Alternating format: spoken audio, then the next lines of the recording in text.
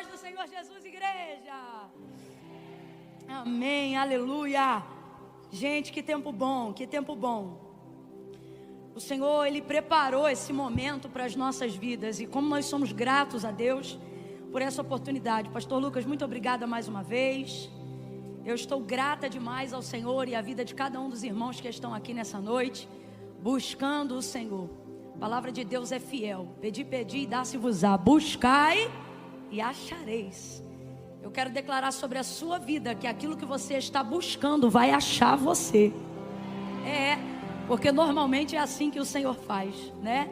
Deus abençoe, Gabi, Deus abençoe sua vida. Te amo em Cristo, você tem sido uma bênção, um bálsamo, viu?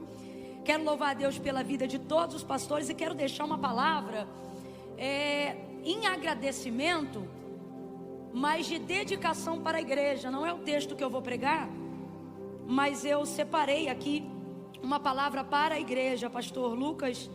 Essa palavra é para o Senhor, viu? E para toda a igreja, para todo o rebanho que Deus lhe confiou. Se encontra na 1 de Pedro, capítulo de número 5, versículo de número 10, que diz assim: e o Deus de toda graça, que em Cristo Jesus vos chamou à sua eterna glória, depois de haverdes padecido um pouco, Ele mesmo vos aperfeiçoará, confirmará, fortificará, Ele mesmo fortalecerá. Seja a Ele o poder para todos sempre. Amém. A todos os pastores, liderança, membros da igreja, voluntários desta casa, tenham isso em mente. O mesmo Senhor que vos chamou, Ele mesmo vos aperfeiçoará, confirmará, fortalecerá. Viu? Eu quero deixar essa palavra de Deus aqui para fortalecimento, para vigor dos irmãos. E eu também queria, em um ato de gratidão, dedicar uma palavra aqui também à vida do pastor Eduardo, que é meu esposo, mas é sobretudo um profeta na minha vida, um sacerdote na minha casa. E eu não consigo me acostumar a ouvi-lo ministrar, porque todas as vezes que Deus o usa por intermédio da sua palavra, Ele é alguém que consegue nos dar, através da sua instrumentabilidade, o poder de assertividade. Eu sei que Ele não gosta muito que seja eu a pessoa que fale isso, porque fica parecendo até que eu estou rasgando seda. Mas na verdade eu sou a pessoa que tem mais autoridade para poder fazer isso, porque eu de fato posso dar um testemunho de quem Ele é quando Ele não está aqui. E então poder assisti-lo, ouvi-lo e receber dele, e perceber que 20 anos de convivência não puderam fazer com que a intimidade roubasse a honra do ministério que o Senhor te confiou, é para mim uma alegria, mesmo que você fique um pouco constrangido com essas palavras.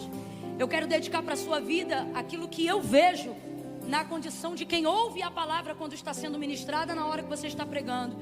Eu imagino que se você pertencesse aos tempos bíblicos, exceto por uma coisa, você não seria tão semelhante ao Apolo que Paulo menciona. Só por uma coisa, qual? Ele não era batizado no Espírito Santo com fogo, na evidência do falar de outras línguas. E você o é, mas todo o restante eu percebo como isso é uma verdade hoje, quando ouvimos você ministrar. Chegou a Éfeso um judeu chamado Apolo, natural de Alexandria, homem eloquente e poderoso nas escrituras. Ele era instruído no caminho do Senhor e fervoroso de espírito. Falava e ensinava diligentemente as coisas concernentes a Jesus. Verso 26. Ele começou a falar ousadamente na sinagoga. Quando o ouviram Priscila e Áquila, levaram-no consigo. Esse é um outro privilégio que só eu tenho, de quando o culto acabar poder te levar comigo. E declararam com mais precisão o caminho de Deus. Foi o que ele provocou na vida deles depois de tê-lo ouvido. E querendo ele passar a Acaia, animaram-no os irmãos e escreveram aos discípulos que o recebessem. Tendo chegado, ajudou muito pela graça daqueles que o criam. Deus, Ele usa essa faceta do seu ministério. Você nos ajuda muito a saber o que fazer depois que você prega. E para o Bispo Júlio, eu quero deixar uma palavra aqui, que é praticamente um clamor, um pedido. diante da sua instrumentabilidade. Eclesiastes capítulo de número 12. As palavras dos sábios, e é com o Senhor que eu estou falando, são como aguilhões e como pregos bem fixados. São as palavras coligidas dos mestres, as quais nos foram dadas pelo único pastor. Demais disto, filho meu, atenta, não há limites para fazer livros. Bispo Júlio, por favor, escreva mais. Por mais que isso seja o que disse o proverbista: o muito estudar é enfado da carne, mas não tem a sua vida como preciosa. Mas por causa do tanto que nos acrescentou hoje aqui em tanta sabedoria, por favor, escreva mais. Nós precisamos da sua vida. Eu não sei aonde está o material do Bispo Júlio. Aonde está o material do Bispo Júlio? Torne esses aplausos coerentes com seu testemunho. Passa lá e adquira o máximo de material escrito que você puder adquirir, escrito por esse homem de Deus. E eu vou te dar um exemplo prático disso. O que me fez subir hoje e aqui para pregar foi uma frase escrita de uma mulher de Deus que eu respeito muito. Uma frase escrita foi o que me fez subir hoje para pregar aqui. O que Deus usou para que eu tivesse ousadia de subir hoje aqui para ministrar diante daquilo que eu ouvi antes de mim, foi uma frase escrita.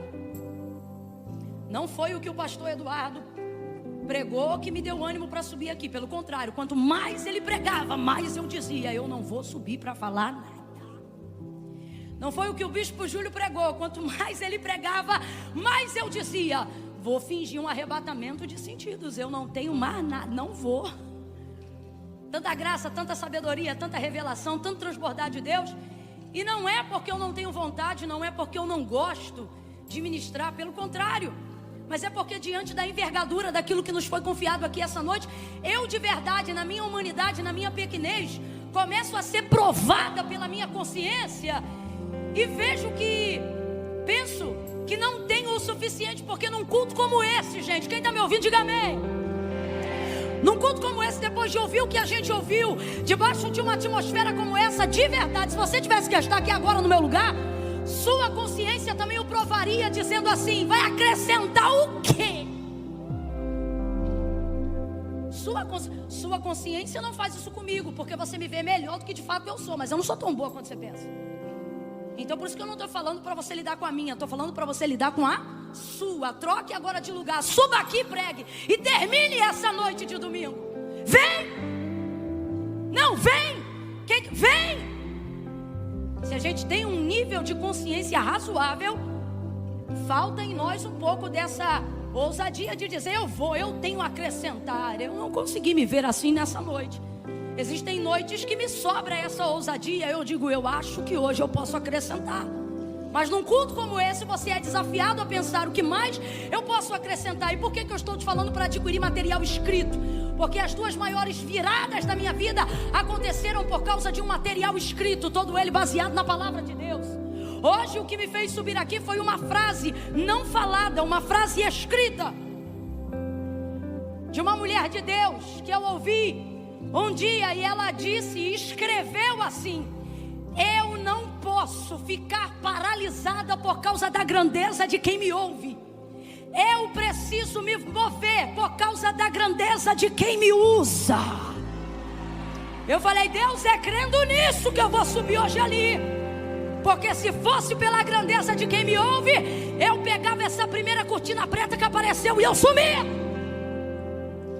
Mas por causa da grandeza de quem eu creio, que é quem usou o bispo, que é quem usou o Eduardo, que é quem usa o pastor Lucas, que é quem usa o Arthur, os ministros, os adoradores, os instrumentistas, eu preciso crer de igual forma. Quem está crendo comigo, diga amém. Aleluia. Agora eu já nem quero mais te dar oportunidade. Quem vai pregar sou eu mesmo. Já me edificou a fé, já me animou a alma. Você está entendendo? Então quando o culto acabar, vai lá no material do homem de Deus e adquira um material escrito, porque o nosso pedido hoje, bispo, é: não se enfade, por mais cansaço que gere o escrever livros, nós precisamos daquilo que Deus tem transbordado na sua vida. Agora sim, abra comigo a sua Bíblia no Evangelho de Jesus, segundo escreveu João. Evangelho de Jesus, segundo escreveu João. Ontem foi capítulo 21, né? Hoje nós vamos voltar, será capítulo 19. Evangelho de Jesus, segundo escreveu João, capítulo de número 19.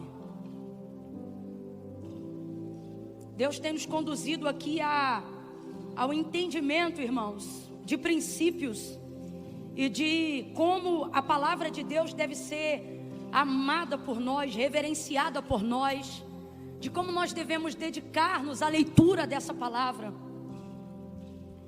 de como nós devemos debruçar sobre essa palavra, crer nessa palavra, viver de acordo, não com as circunstâncias, mas com o que a palavra diz ao nosso respeito. João capítulo 19, versículo de número 23 em diante. Quem achou, diga amém.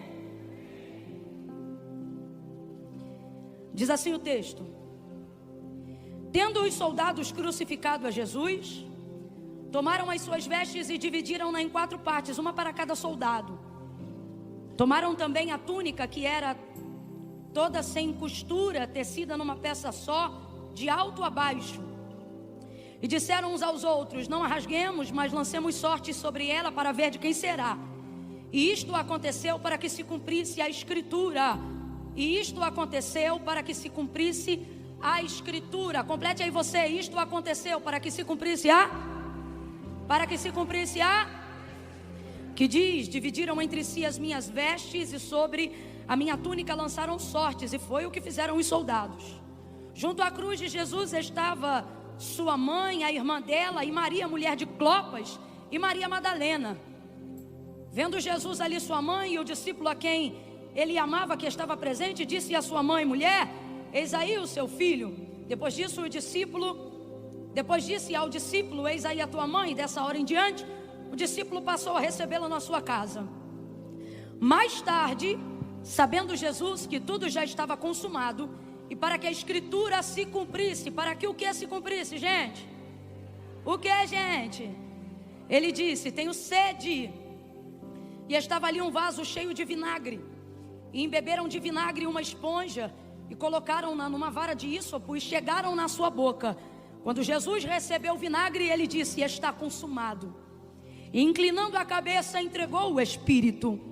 Como era o dia da preparação, os judeus, para que os corpos não ficassem na cruz durante o sábado, porque este sábado era um grande dia, rogaram-lhe a Pilatos que fossem quebradas as pernas e que fossem tirados os crucificados de lá. Mas chegando-se a Jesus, vendo-o já morto, não lhe quebraram as pernas. Contudo, um dos soldados transpassou-lhe o lado com uma lança, e imediatamente saiu sangue e água. E aquele que viu isto testificou que o seu testemunho é verdadeiro. E ele sabe que é verdade o que diz, para que também vós o creiais, que estas coisas aconteceram, para que se cumprisse a Escritura, que dizia: nenhum dos seus ossos poderá ser quebrado. E como diz outra Escritura: olharão para aquele a quem transpassaram. Complete só mais uma vez para mim o verso 36, por favor. E estas coisas aconteceram para que se cumprisse a... Para que se cumprisse a... Para que se cumprisse a... Diga amém por essa palavra. Aleluia. Eu vou contar de 1 a 3. Você vai olhar para pelo menos 2 pessoas e vai acalmá-la nessa noite. Camille, como é que se acalma alguém de verdade? Ficando mais nervoso do que essa pessoa. É a única maneira que você tem condições de fazê-la se deslocar de onde ela está e ir para onde você quer levá-la. Nunca tente acalmar alguém que está nervoso dizendo para ele: calma. Isso irrita muito mais. Das duas, uma, ou ele vai começar a gritar com você e vai dizer: você ainda não me viu nervoso? Ou ele vai gritar ainda mais com você e vai dizer: eu não quero calma, porque a calma demonstra passividade diante daquilo que você quer, atividade para ser resolvido.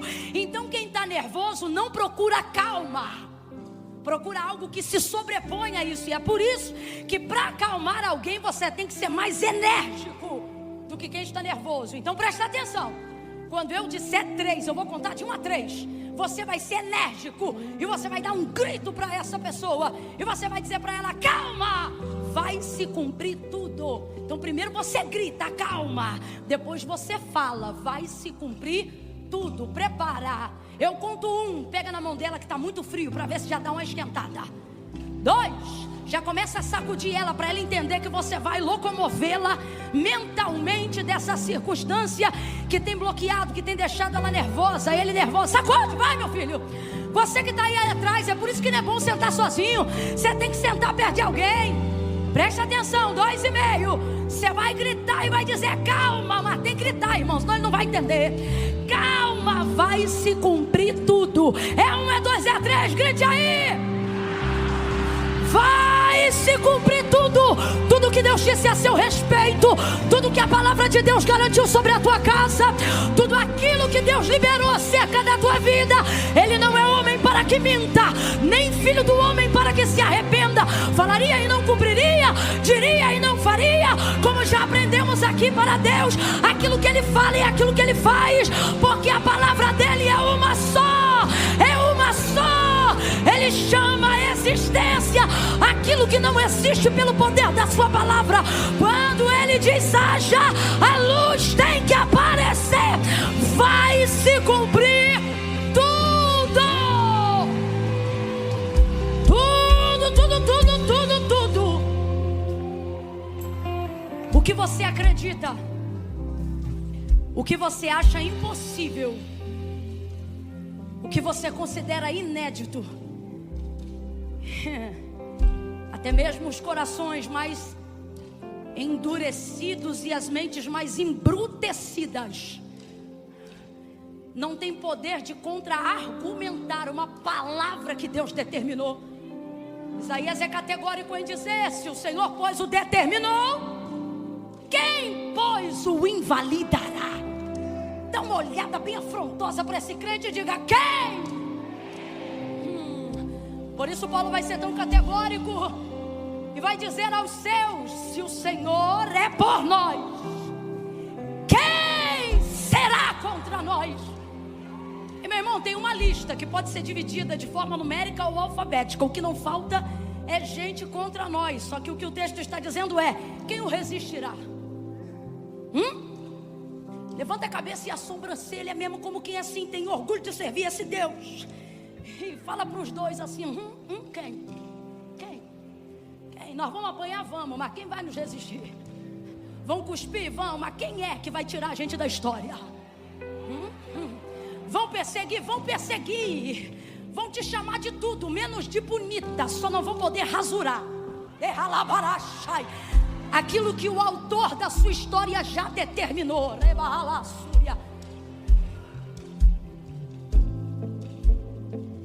A palavra de Deus é perfeita. Não sou eu que estou falando isso. É o próprio Salmo que reverencia a palavra. Já foi falado sobre ele aqui, Salmo de número 119. Não é à toa que esse Salmo acabou sendo o Salmo mais extenso do compêndio do livro dos Salmos. É porque Davi decidiu dedicar-se a falar da palavra, a honrar a palavra. E ela é fonte inesgotável. Ela não cessa, ela não passa. O texto também é categórico em afirmar acerca dela: céus e terras passarão, mas as minhas jamais hão de passar, jamais. Tudo que Deus disse a seu respeito se cumprirá. Esteja apenas posicionado onde a palavra quer te levar, para que ela continue a fazer o desdobramento daquilo que ela te garantiu. A gente vai ver isso aqui no texto de João, baseado no próprio Cristo, no próprio Filho de Deus. E não teria exemplo melhor para crermos nisto nesta noite. Porque João, quando vai fazer a biografia de Cristo, diferente de todos os outros evangelistas, ele vai fazer a biografia de Cristo não partindo da existência da sua natureza humana no ventre de Maria. Já percebeu?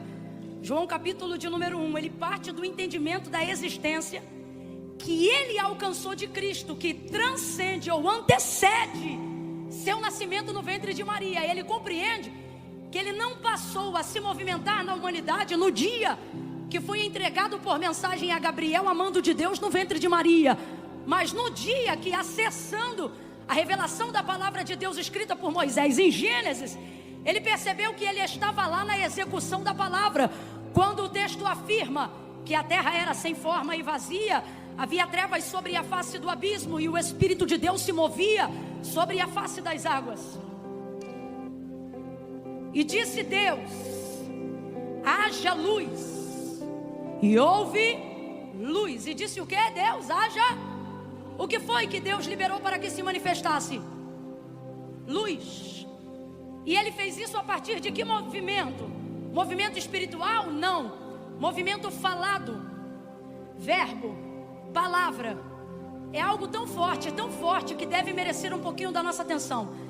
Porque quando você para observar Gênesis e você vê a manifestação de tudo aquilo que existe e de tudo que há, você vai ver a consolidação daquilo que eu estou falando pela boca ou pela escrita do autor da carta aos Hebreus, quando ele diz assim: porque céus e terra, tudo que existe e tudo que há, não foi feito por prova aparente do que se vê, mas antes foram criados pelo poder da sua palavra. Então tudo aquilo que nós vemos como material, como físico e como real que está diante de nós, na verdade só puderam ser criados por causa da palavra que Deus liberou. Por isso este mesmo autor vai falar que nós também temos esse poder de trazer à realidade aquilo que se manifesta por uma palavra de fé, dizendo: porque a fé vem pelo ouvir e o ouvir da palavra de Deus.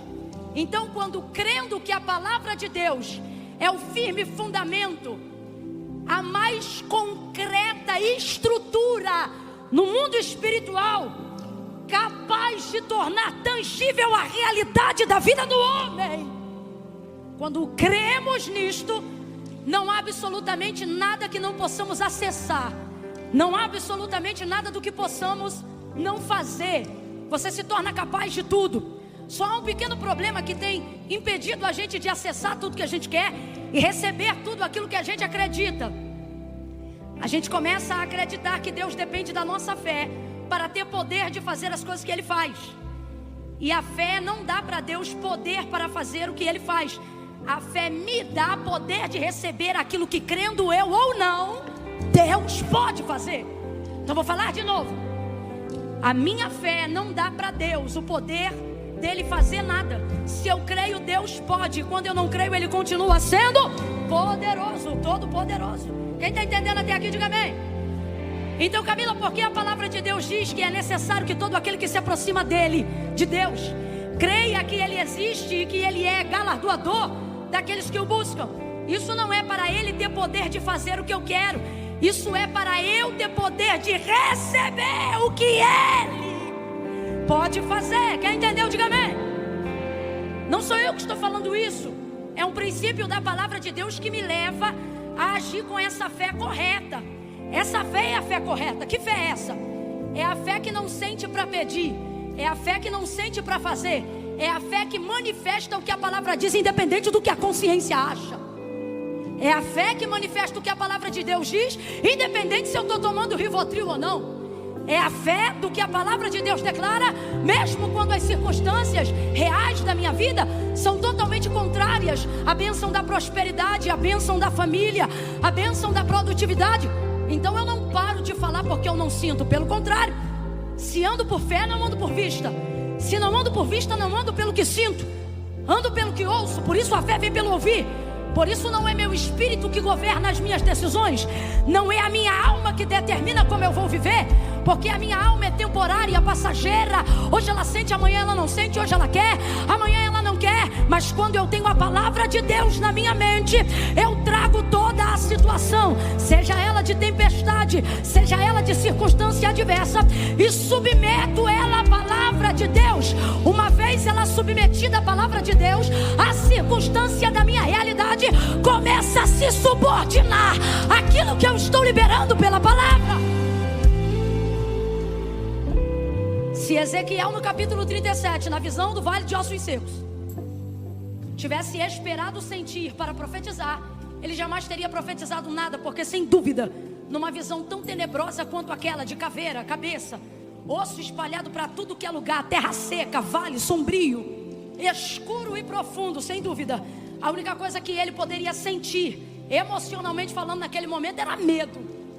Você imagina que você está num lugar que já não é fácil, um cativeiro. Você vive sobressaltado com as coisas que vão acontecer. E aí numa visão, quando Deus vem falar com você, Ele não vem te mostrar uma campina florida. Ele te leva pela mão e te obriga a ficar no meio de um vale. Às vezes Deus não pega na nossa mão para mostrar que é companhia, mas para nos impulsionar, nos impelir, nos obrigar a ficar onde Ele quer que nós fiquemos, mesmo quando nós não queremos ficar lá. E a prova no que eu estou dizendo, o texto diz: e me tomou e me levou e me deixou lá. Só peguei porque se eu não te trago você não vem. Só peguei porque se eu não te levo você não fica. Só te deixei porque se não fosse assim eu não ia conseguir completar a visão que eu tenho que passar para você. Quem está entendendo mais ou menos, diga amém. E aí a gente acha que Ezequiel começou a profetizar, mas não é assim. O texto diz que Deus diz para ele na visão: filho do homem, poderão viver esses ossos? E ele responde: Senhor Deus, Jeová, tu sabes. O que ele está dizendo? Eu não tenho circunstância alguma que me motiva para falar nada. Pelo contrário, se ele fosse dar vazão ao que ele pensa, certamente falaria alguma coisa que declinaria ele da pergunta que Deus está fazendo. Aí olha como ele responde, gente. Tu sabes. O que ele está dizendo? Desse vale eu não sei nada, mas de tu. Oh meu Deus, nos faça alcançar a realidade desse pensamento. Nos faça alcançar a certeza dessa maneira de pensar. Não vamos emitir opinião sobre as circunstâncias que não temos domínio. Será que vai ser curado? Será que não vai ser curado? Será que a porta vai se abrir esse ano? Será que ela vai se fechar? O que mais nos aguarda no governo brasileiro no ano de 2023? Eu não quero ir para a internet guardar, ou melhor, manifestar opinião sobre cenários de incerteza. Mas eu posso, num cenário de incerteza, Arthur, manifestar o que eu sei sobre Deus. O que Deus faz num cenário de incerteza. E foi isso que Ezequiel fez quando ele disse: Senhor Deus, Jeová, tu sabes. Ele está dizendo: acerca deste vale eu não tenho o que falar, mas eu sei que tu podes fazer o que tu queres, na hora que tu queres, do jeito que tu queres, na maneira como quiseres. E eu estou aqui. Estou aqui e eu não sirvo o vale, eu sirvo o Senhor. Estou aqui, se tu me trouxeste para esse cenário, é porque o Senhor quer me comunicar alguma coisa. E aí Deus, que não teria problema, porque eu quero que você saiba que nós cremos que eles são um só. Deus disse assim para Ezequiel: então profetiza. E a impressão que a gente tem é que Ezequiel começou a profetizar. Fala a verdade, a maioria das vezes que esse texto está diante de você, a primeira impressão que você tem é essa: é que quando Deus fala para Ezequiel, então profetiza, ele começou a profetizar, como se aquelas palavras tivessem vindo dele, como se a fé dele tivesse movido e tornado-se o nascedouro daquelas palavras. Olha como Ezequiel tem fé. Olha como Ezequiel profetiza. E ele começa a profetizar, e a profecia é tremenda. Ele diz: vento dos quatro cantos. E a gente que era profeta até essa hora nem sabia que tinha autoridade para dar ordem a vento. Vento dos quatro cantos, ouvi a palavra de Deus, sopra sobre este vale. E é daí para frente, irmão, é uma coisa mais poderosa do que outra, é uma revelação mais grandiosa do que outra. Só que nada disso saiu da cabeça de Ezequiel, apesar dele ser o profeta. Tudo isso saiu de Deus. Quando Deus disse a Ezequiel: profetiza, ele não começou a profetizar, ele continuou calado. Porque profeta de verdade não fala o que sente, tampouco fala o que quer falar. quanto mais verdadeiro é um profeta, sabe como você afere o nível de verdade de um profeta? O quanto ele é fiel a repetir o que Deus já disse. E entenda, não tem glamour no exercício da profecia de Ezequiel 37 não. O que tem aqui é ouvidos atentos para conseguir reproduzir com fidelidade o que Deus falou. Ele não começou a profetizar ermo. Foi Deus que disse para ele: diga-lhe assim, filho do homem. E ele começou a dizer aquilo que Deus dizia. E Deus dizia para ele: vento dos quatro cantos. Então ele repetia: vento dos quatro cantos. E ele dizia: sopra sobre este vale. E Ezequiel repetia: sopra sobre este vale. Diga aí, Ezequiel. E Deus dizia: ossos secos, ouçam a palavra do Senhor. E Ezequiel repetia. Completa para mim, por favor. Ezequiel apenas, sem glamour, vamos lá. Ezequiel apenas, ele somente, esse texto colocou ele no texto áureo dos profetas no Antigo Testamento, mas na verdade o que lhe colocou neste lugar foi a capacidade de repetir com fidelidade uma palavra que foi liberada para ele. O que você espera não vem rodando debaixo de uma nuvem. A manifestação do que você quer ver não é com óleo sendo derramado pelas paredes. Eu não estou dizendo que Deus não faz. Eu só estou dizendo que não se mudam circunstâncias esperando que o sobrenatural se naturalize. Agora, se você tiver capacidade de repetir, se você consegue contrariar as circunstâncias da sua realidade e apenas reproduzir o que um dia você ouviu, repetir aquilo que a palavra de Deus diz a seu respeito, não há absolutamente nada que possa te reter.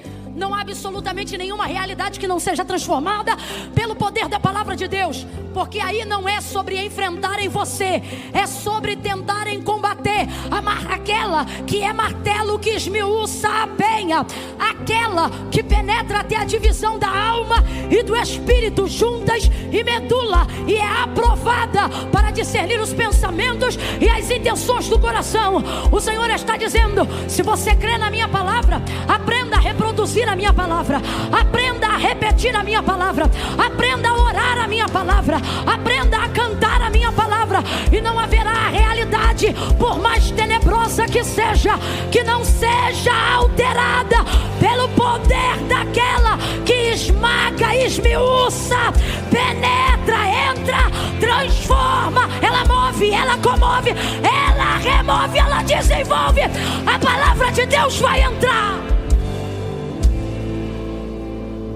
E se o Senhor determinou, quem pôs o invalidará.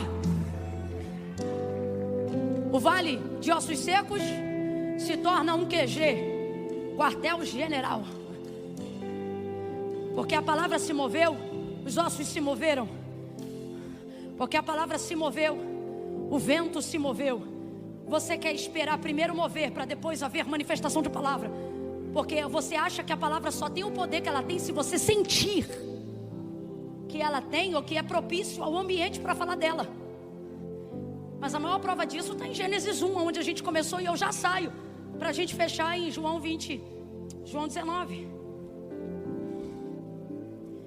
No princípio a terra era sem forma e vazia, havia trevas sobre a face do abismo, o Espírito de Deus se movia sobre a face das águas.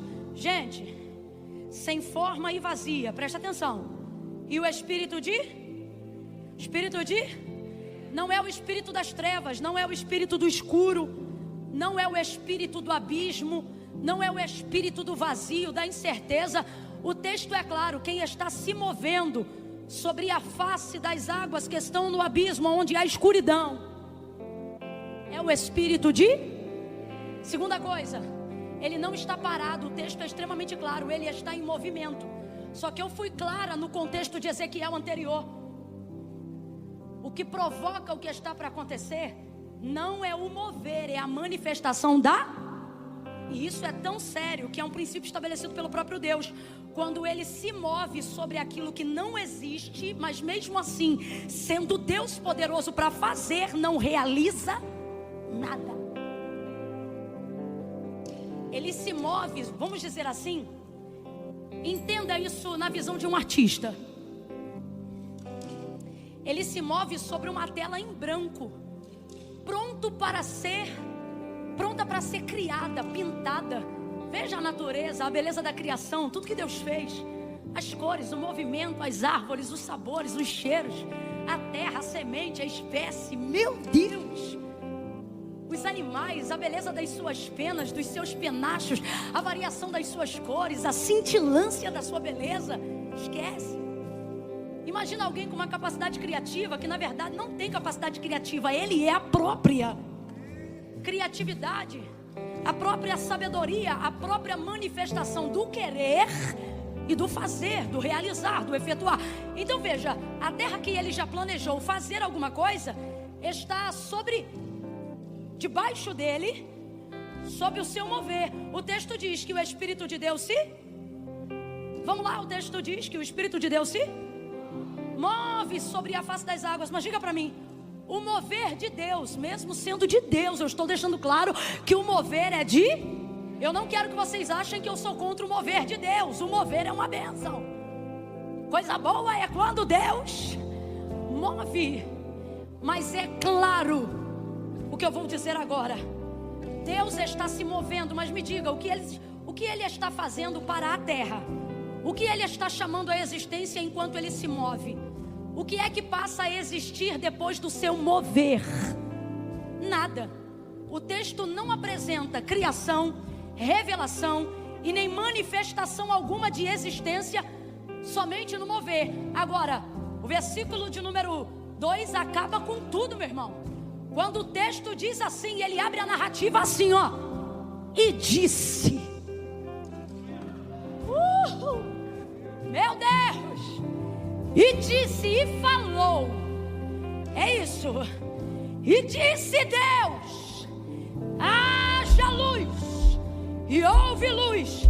E aí o texto, meu irmão, vai indo até o versículo 31 do capítulo 1. E ele não para de falar. E isso é lindo. Quanto mais Deus fala, mais as coisas vão acontecendo. Ora ele fala e aparece luz. Ele continua falando e aparece o sol. Ele continua falando e ele faz aparecer a lua. Ele estabelece governos e autoridade entre os astros celestiais. Ele fala e ele promove seres iluminados pequenos que são as estrelas. Ele vai falando sobre a extensão de todo o planeta que chamamos de Terra. E que ao ler Gênesis entendemos que esse planeta era todo de água.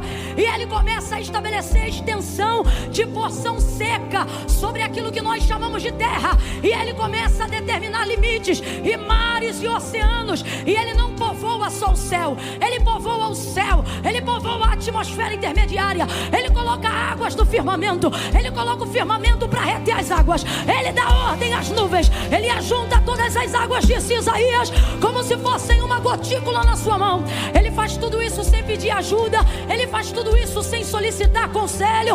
Ele vai criando relva, animais domésticos, selváticos. Todo o ecossistema que chamamos de vida está no controle da palma da mão e da ciência de Deus. Ele coloca tudo em equilíbrio, ele coloca tudo em harmonia. E ele vai criando, criando, criando. E como que ele cria? Ele chama empreiteira, ele chama construtora, ele chama os anjos? Não, ele vai criando. E Moisés diz que ele cria assim. E disse Deus, e disse Deus, e disse Deus, e falou, e falou, e falou. Tá de mão abaixada, porque se eu fosse você eu já recebia com as duas. Dá um pulo dessa cadeira e celebra o que disse Deus. Celebra o que Deus falou a teu respeito, porque o que ele falou vai acontecer. Ele fala, ele fala.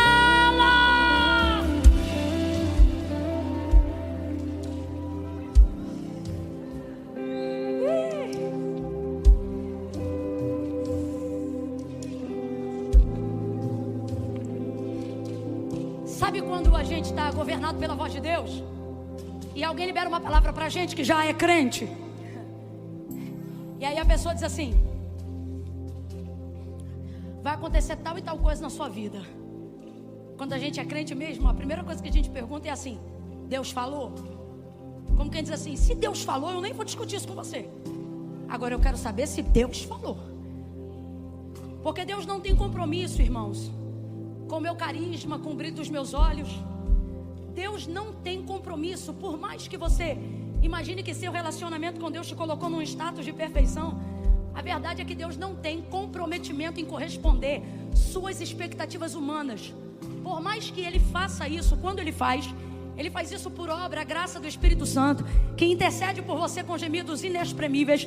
E que no nome de Jesus, na sua oração, ao conectar-se com Deus, o sangue de Jesus te cobre e você recebe ousadia para entrar no Santo Santo. E faz nisso com que Deus ouça a sua petição, não por amor a você, mas por amor de Jesus.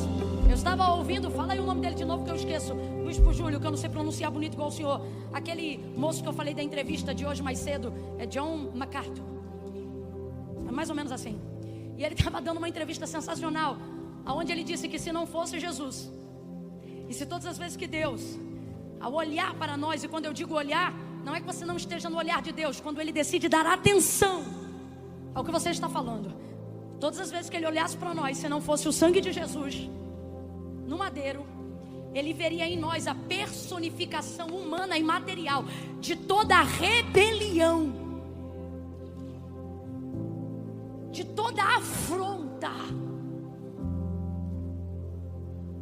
Um grande pregador do século XVIII,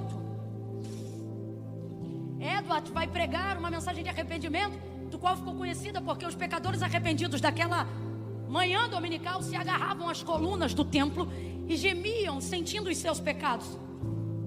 E eu ouvi certa feita a dublagem escrita dessa mensagem, e me impressionou quando ele pregando, e alguém escreveu e por isso eu pude ouvir, ele disse: seríamos puxados para o inferno como um pêndulo de aço atraído por um imã, se não fosse o sangue de Jesus no Calvário. Vir à igreja melhora a forma como você deve se comunicar com Deus, mas não tem o poder de apagar o seu histórico de natureza caída até aqui. Por isso a importância do que o pastor Eduardo pregou sobre não se distanciar de Jerusalém. Por isso a importância do que o bispo Júlio pregou sobre não destituir-nos do culto a Deus.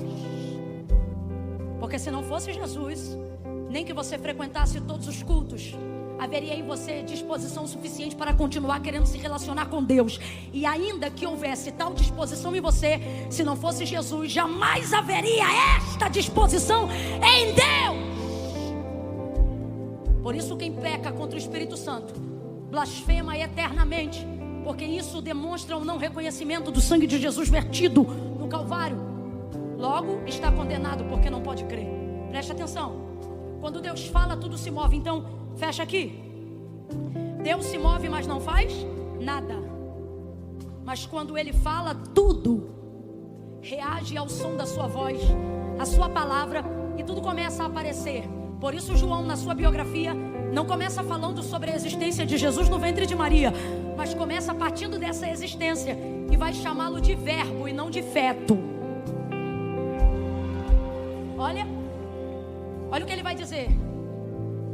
No princípio era o verbo. O que é verbo? Traduz e diga a palavra. Então vamos lá, o que é verbo? O que é verbo? Palavra conjugada, palavra falada. No princípio era o verbo estava com Deus, e o verbo era Deus. Nele estava a vida, e a vida era a luz dos homens, e a luz resplandeceu nas trevas. Entende isso aqui? Eu vou pregar João 19, mas veja, antes de haver cruz, ele já existia no nosso entendimento, ao ler o haja luz. Antes da cruz, ele já era a revelação perfeita de Deus. Você tem que parar com essa mania de achar que Jesus é o plano B de Deus, que não deu certo por causa do pecado de Adão e Eva. A palavra de Deus é clara em dizer que o Cordeiro já estava preparado antes da fundação do mundo. Se o Cordeiro já estava preparado antes da fundação do mundo, o pecado de Adão e Eva não mudou o plano original de Deus. Porque quando Deus faz um plano estabelecido sobre a sua palavra, e Ele é a palavra, nada que aconteça nesse caminho pode alterar o plano que Ele estabeleceu pela sua palavra. Senão Ele seria suscetível suscetível ao tempo como nós somos, ele seria suscetível a problemas de chuva, de pneu furado e etc. Está na hora de você entender que Deus não é o resultado do que você criou na sua consciência. Está na hora de você entender que Deus está acima da sua capacidade de compreensão e mesmo assim ser adorador dele. Antes da fundação do mundo, esse cordeiro já estava preparado. Então antes da cruz ele já existia no haja luz. Ele estava ali. Paulo vai escrever aos Gálatas e ele vai dizer que Cristo pregou para Abraão, reconheceu Abraão. E eu sei que Paulo não está doido, apesar disso parecer loucura, porque Jesus disse, sendo interrogado pelos fariseus, que não reconheciam que ele era o verbo vivo feito em carne, que não reconheciam que ele era a manifestação do querer e da palavra de Deus. Ele disse aos fariseus: vocês dizem que são filhos de Abraão. Olha o escândalo. Mas Abraão me viu no meu dia e me glorificou. E aí eles ficam loucos. Eles dizem: tu não tem nem 50 anos e dizes que Abraão te viu? Está falando sobre a revelação dele em todo o Antigo Testamento, sobre a sua revelação em sua palavra. Tudo se move por ele. A palavra de Deus é clara sobre ele, sobre Jesus.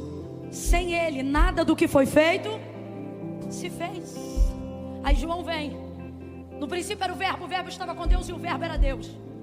Ele é a manifestação de sua palavra. Não é jargão de pregador quando ele ministrando diz: em verdade vos digo. Não é.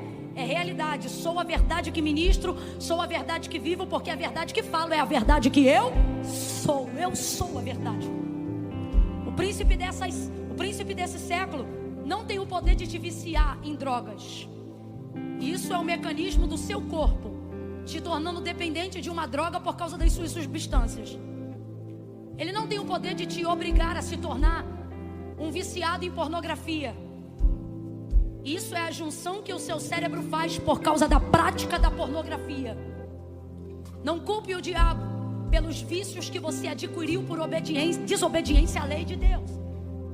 A autoridade que foi dada ao diabo, ao príncipe deste século, neste mundo, não é que eu me torne marionete em suas mãos.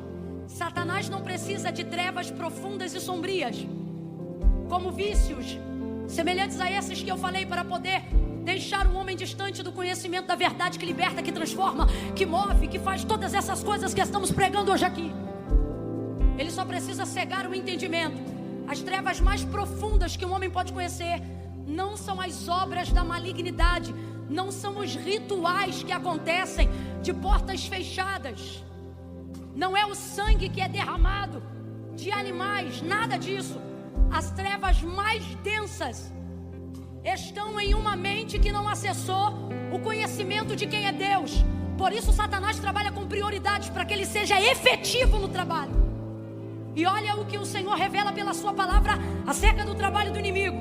Porque o príncipe desse século os tornou viciado em cocaína, os tornou viciado em pornografia, os tornou viciado em masturbação. Não! O príncipe deste século lhes cegou o entendimento, para que não cheguem ao conhecimento da verdade. Que verdade? A verdade de que Cristo é o Senhor, a verdade de que Ele é a palavra de Deus revelada em carne ao mundo. A verdade é que quem tem Cristo, a verdade de quem alcançar a Cristo, poder alcançar qualquer área de libertação, de prosperidade, de unção, de poder, de família, de regeneração, de resgate, de sociedade, de comunhão, de família. Quem acessa a Cristo, acessa um portal de possibilidade, cujas impossibilidades do mundo jamais poderão reter. Alguém que tem a palavra, que guarda a palavra, que ministra a palavra e que vive pela palavra. Quem tem Cristo tem a palavra. Quem tem a palavra tem Cristo. Se quem tem a palavra tem Cristo, acontece o que Cristo falou: e pedireis o que quiserdes ao Pai, e Ele vos concederá. Por quê? Porque o Pai não corresponde ao meu carisma, o Pai não corresponde ao meu ritual, o Pai corresponde a Cristo. Cristo em vós, esperança da glória. deixa eu te falar um negócio bem rasgado.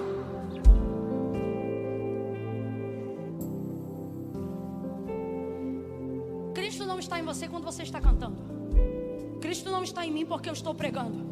Se fosse por poder de eloquência, Cristo estaria em cada fariseu. Foi o próprio Jesus que disse assim acerca dos fariseus: quem fizer o que eles mandam vai entrar no reino do céu. Porque os fariseus não pregavam errado. Não.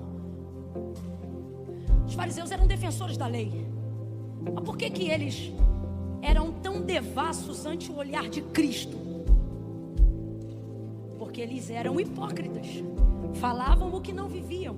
Mais do que isso, impunham regras para que o homem acessasse a lei. O problema dos homens que têm acesso à lei é quando eles querem criar regras para que outros homens acessem a lei que eles conheceram sem regras.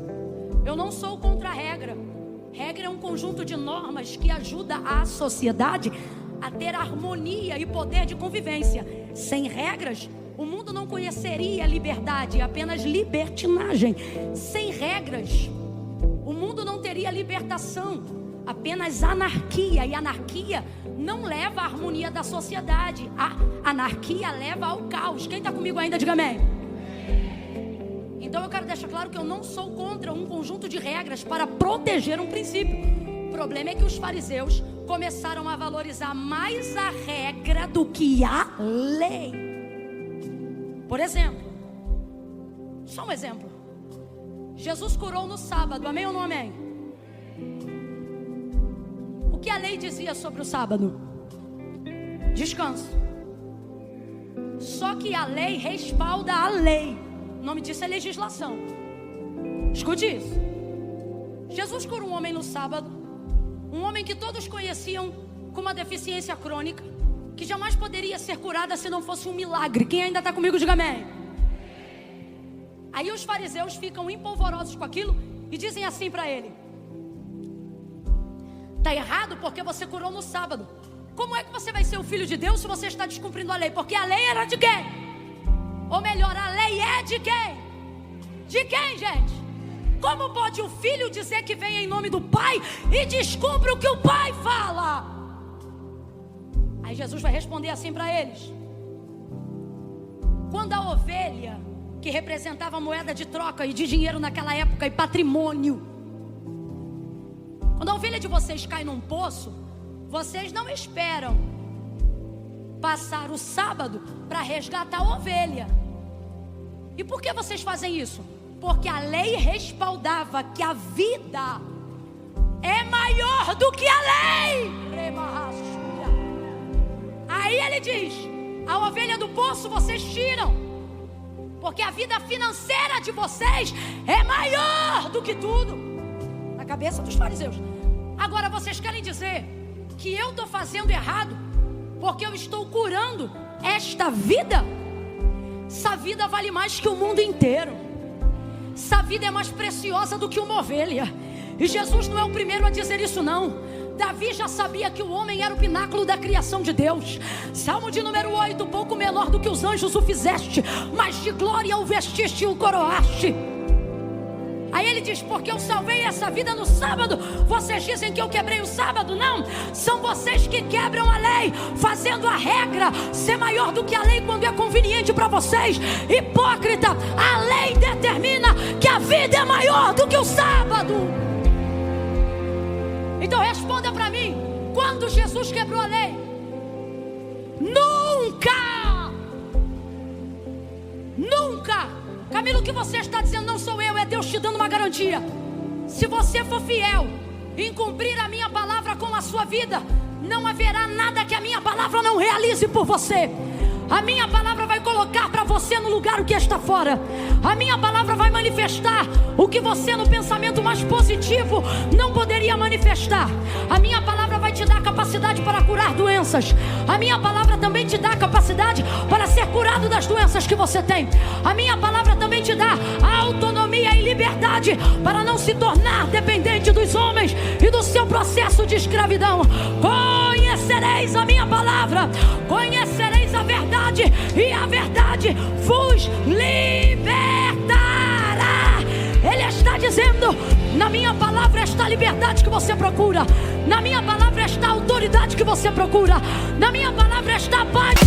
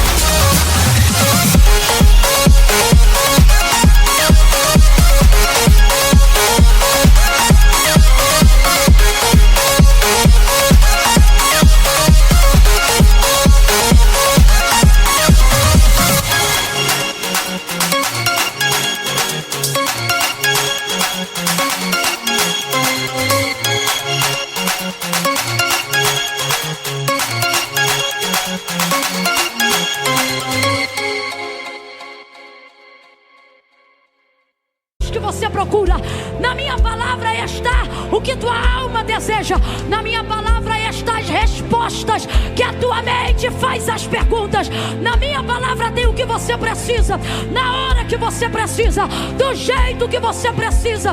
Moisés disse para ele: quando eu chegar lá, quem eu digo que me enviou? Ele responde: diga que o eu sou te enviou a eles. Quem sou eu? O Deus de aliança, Deus de Abraão, Deus de Isaac, Deus de Jacó.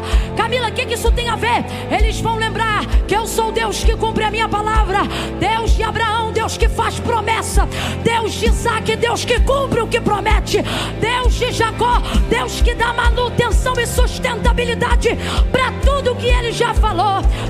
Eu sou, Moisés, eu sou. Você não vai saber quem eu sou numa conversa de uma hora de sarça. Sai daqui e vai cumprir a minha palavra, sai daqui e vai libertar o meu povo. Aí você vai ver quem eu sou.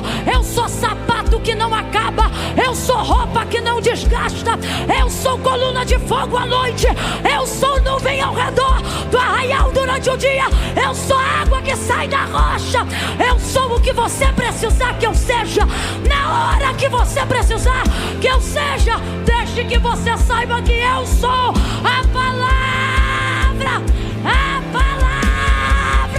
que te enviou. Eu sou. Creia em mim, crendo no que eu digo. Senta que eu vou falar umas 3 coisas. Ai, Camila, é que eu tô cansada, eu quero ir embora. Mover não traz transformação, mas palavra traz.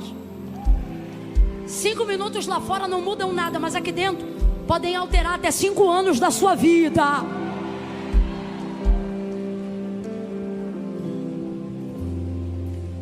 Você crê que eu sou quem digo que sou quando obedece o que eu falo. Se você crê em mim, eu não creio que você crê em mim porque você diz que crê. Eu só creio.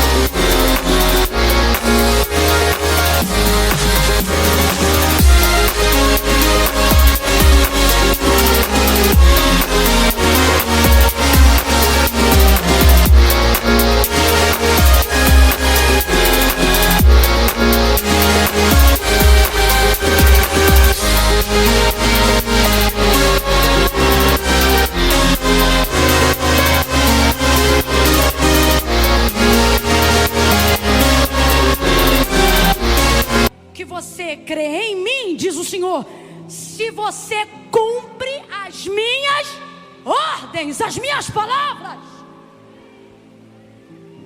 João 15. Se vós estiverdes em mim, e as minhas palavras. Quem ainda está aqui, diga amém. Quem ainda está ligado, diga eu aqui. Se vós estiverdes em mim, e as minhas estiverem em vocês, pedireis o que quiser. Esquece.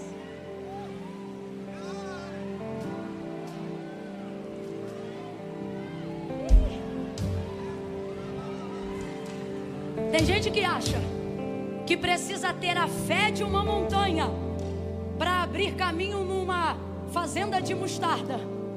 Mas é o contrário. Se a tua fé, ou seja, não é o tanto que você sabe da palavra, é o quanto você é capaz de cumprir diante do que você sabe. Não é sobre saber muito, é sobre praticar o máximo do que eu sei, do que eu compreendo. Quem está entendendo, diga amém. Não é a montanha que se move, perdão, não é a mostarda que se move. Se a tua fé for do tamanho de um grão de mostarda, quem é que vai se mover? A montanha. Mova montanhas essa semana. Mova crenças limitantes da sua mente, através da leitura do texto sagrado, através da verbalização do texto sagrado. Mova a síndrome do pânico em sua vida em obediência. Ande pela casa com a única luz que pode ficar acesa para você ter um pouco de paz para dormir. Não tem problema, pode deixar a luz acesa, mas mova a palavra no meio daquela penumbra. E por mais medo que você tenha, nem que seja debaixo de uma coberta, sentindo o pavor do espanto noturno, comece ali embaixo, mesmo que seja diante de uma leve chama de vela, e profetize. Libere a palavra na tua casa, libere a palavra na tua circunstância. Comece a liberar. Camila, eu não sinto te falar nada. Que bom, é sinal que você está limpo e puro para ler com fidelidade o que está escrito. E entra por aquela penumbra dizendo: aquele que habita no esconderijo do Altíssimo, a sombra do Onipotente descansará. Direi do Senhor, Ele é o meu Deus, o meu refúgio, a minha fortaleza. Camila, eu estou debaixo de uma coberta, não importa quem eu estou, eu vou declarar quem Ele é. Direi do Senhor, Ele é o meu Deus, o meu refúgio, a minha fortaleza, e nele eu confiarei. Declare quem Ele é, não como você está. E a palavra de Deus vai cumprir.